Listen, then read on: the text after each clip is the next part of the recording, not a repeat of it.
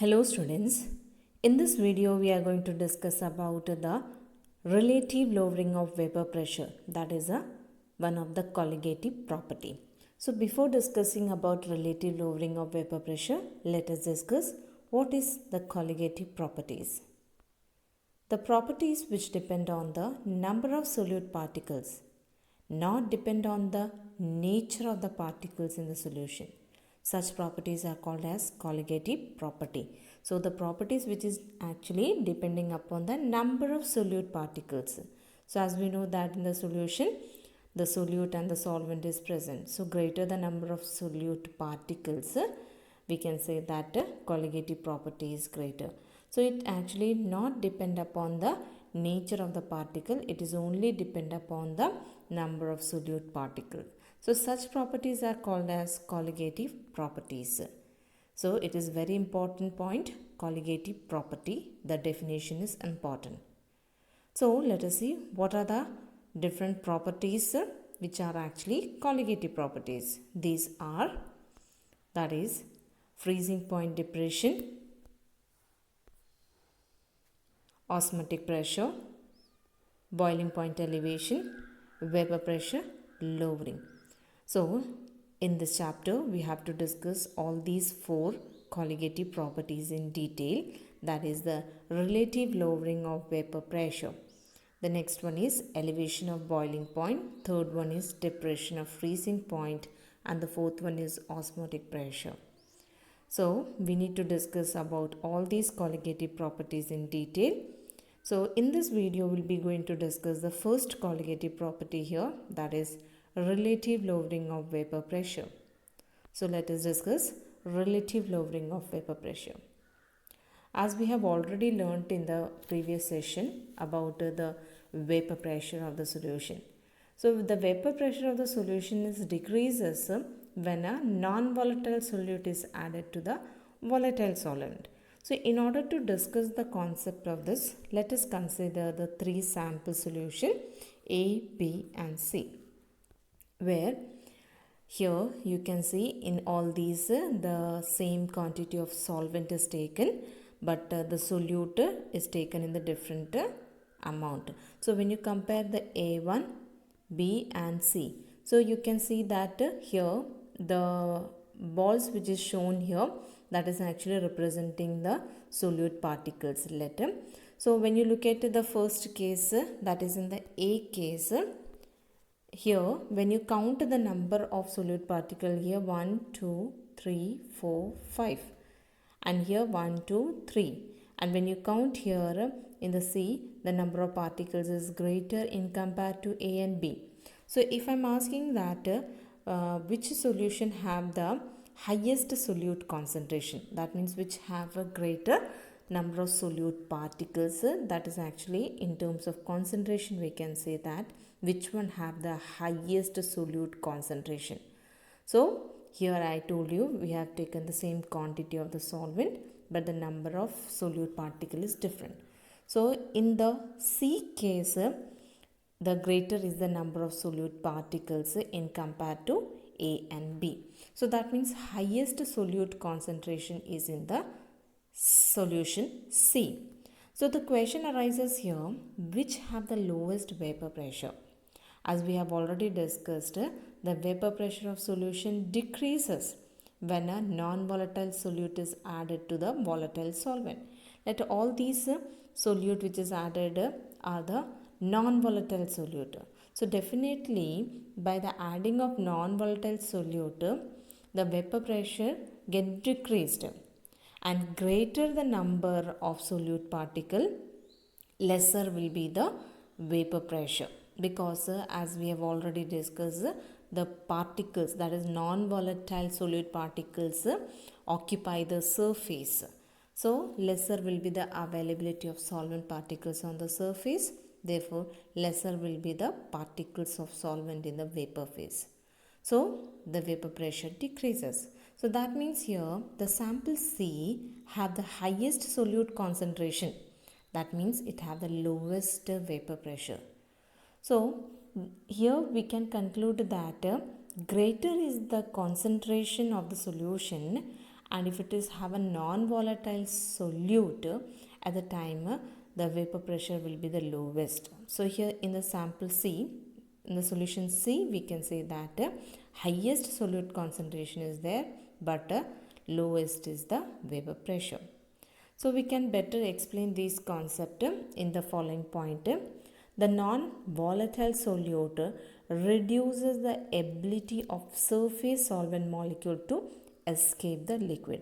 As I told already in the previous video, due to the solvent and the solute in the solution, due to the presence of non-volatile solute which is occupying the surface, both the solute and solvent is occupying the surface. So lesser will be the solvent molecule will be occupying the surface, therefore lesser will be the its ability to escape and form the vapors.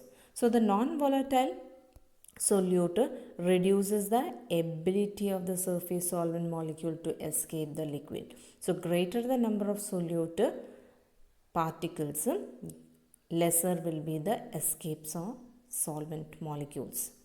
So therefore we can say that the vapor pressure is lowered because less particles of solvent will be in the vapor state. So lesser will be the vapor pressure. So we can say that vapor pressure is lowered. And the amount of the vapor pressure lowering depends upon the number of solute particles. So here we can say that the vapor pressure is reduced or get lowered, and that is actually depending upon the number of solute particle. So that is first itself I told you in the sample A, B and C. Here is the greater number of solute particles which are non-volatile. So we can say that here the vapor pressure is lowest. So greater the number of solute particles, lesser will be the vapor pressure. So this concept, that is the lowering of vapor pressure, depends upon actually number of solute particles. It depends upon number of solute particles, but it not depends upon the nature of the solute particle. So that is this property, that is the lowering of vapor pressure, that is the relative lowering of vapor pressure, is a colligative property. Now in order to discuss the colligative property, let us consider the solvent and the solution here in the two container. So that is first container, here is the pure solvent, that means only the solvent molecules are there. But in the second case, it's a solution. It's a solution means here solvent and the solute both is present. So this is the pure solvent and this one is the solution with having a non-volatile solute. So it is very clearly mentioned in this diagram. Here you can see that only one color balls are used in order to show that only one type of particles are there, that is solvent particle. But in this case you can see two color balls are used in order to show that here two type of particles are there, that is the solvent particles and the solute particle. As we have learnt that if the solute is a non-volatile, so definitely what happen, lesser number of solvent, because solute is non-volatile, it is occupying the surface, that you can see it is occupying the surface. So less solvent molecule will be in the vapor state. So when you compare the vapor zone in the pure solvent and in the solution, you can say that the vapors of solvent will be lesser in this, that is in the solution, but in this case the greater will be the vapors. So that is actually due to the presence of non-volatile solute, the vapor pressure is get lowered. So which one will be have greater vapor pressure? That is the pure solvent have the greater vapor pressure. So here let the P1 dot naught is representing the vapor pressure of pure solvent and P1 is representing the vapor pressure of the solvent in the solution. That is, this is in the pure state and this is here in the solution. So that is due to the presence of non-volatile solute, the vapor pressure of the solvent in the solution is lesser, or we can say it is lower than the vapor pressure of pure solvent, that is represented by P naught 1. Here 1 is representing for the solvent.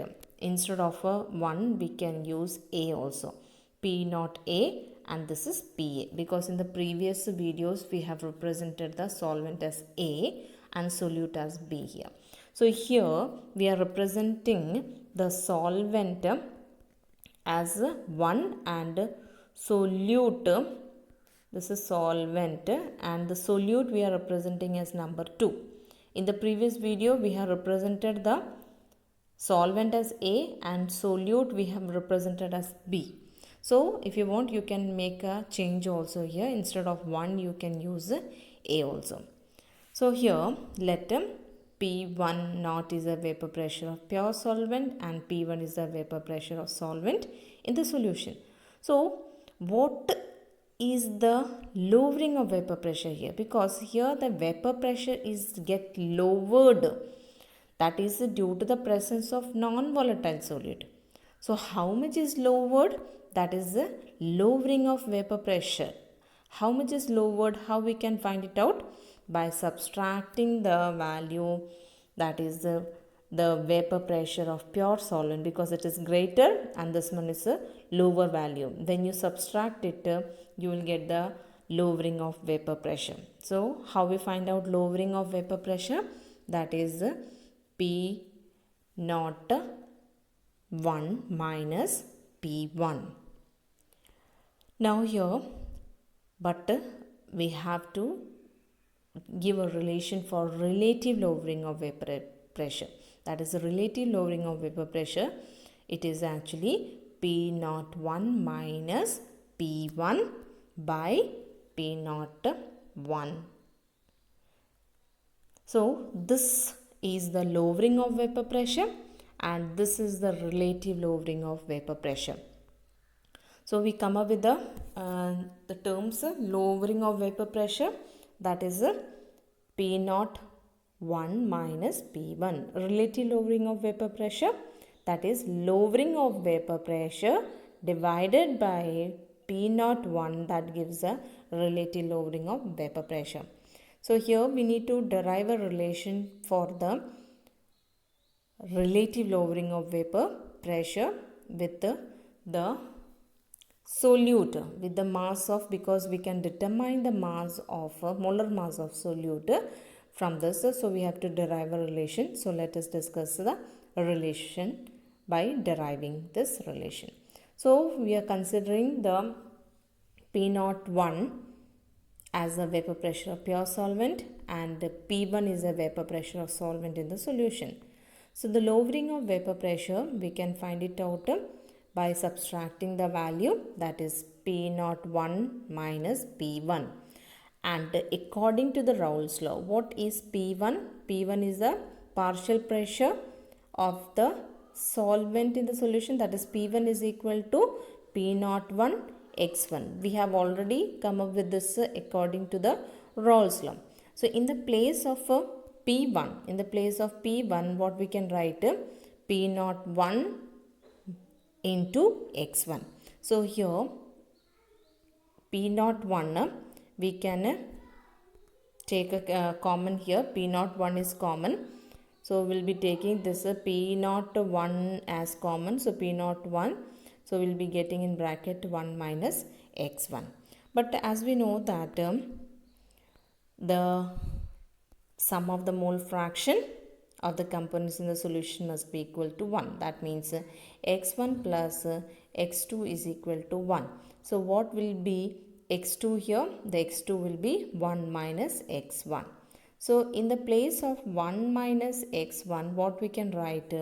X2 we can write. So this equation become now here, that is this is delta P1, that is lowering of vapor pressure, that is equal to now P1 naught into, and in the place of 1 minus x1, now it is written as x2. So we got this relation, that is delta P1 is equal to x2 p01. Now here this is actually delta P1 is the lowering of vapor pressure. So what is the relative lowering we need to find out here? So if we divide this relation with P01, when we divide this relation with P01, now what we got here, that is delta P1 divided by P01 and this side. And what is delta P1? Delta P1 is equal to, that is P01 minus P1, and we have divided with P01. So when we divide for this, the P01 cancels, so we'll get x2. So what we get the relation here, that is the relation, once again I will explain this one, the delta P1 is equal to, I am writing once again this one, delta P1, that is equal to actually P01 minus P1, and that is equal to, we got the relation here, that is x2 P01. Okay, now when we divide it with P01, when we get divided with P01, so this we have to divide whole with P01. So we have to divide here with P01, and here also we have to divide with P01. So that is delta P1 by P01. That is what actually we got here, and this is actually, now it is called as relative lowering of vapor pressure, that is written here. And here P01 cancels, so what is remaining here, x2. So like this we got this relation as like this. So here what is a delta P1? That is lowering of vapor pressure, but delta P1 divided by P01, that is relative lowering of vapor pressure. So here this relation we need, this much is the relation we need. So P01 minus P1 divided by P01 is equal to x2. What is x2?